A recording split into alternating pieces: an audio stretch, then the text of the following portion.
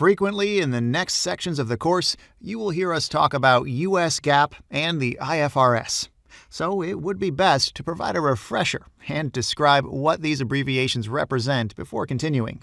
US GAAP stands for US Generally Accepted Accounting Principles. Every country has its own generally accepted accounting principles. These are the rules companies in a particular country must comply with and adhere to when preparing accounting entries and financial statements.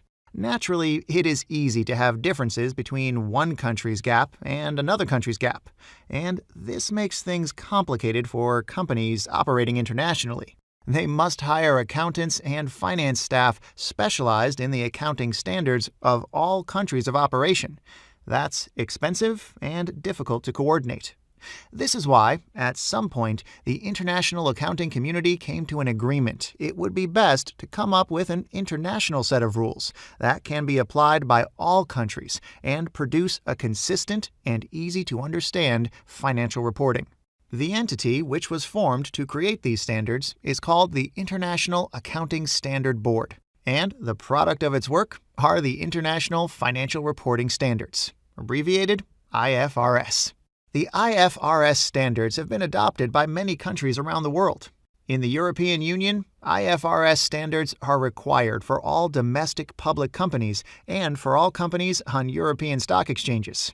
Small and medium enterprises do not have to use IFRS and can report using local GAAP.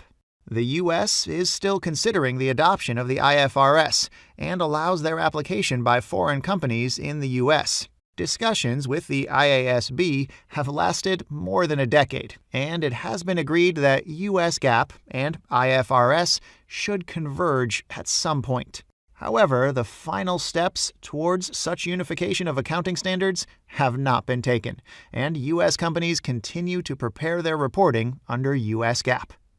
Okay, in this course, we will try to provide both perspectives. We will talk about both IFRS and US GAAP. The fundamental principles we will study do not change under the IFRS and US GAAP. It is the mechanics of how things are accounted for that changes. But that's important too, isn't it? Don't worry, we'll stay on top of things.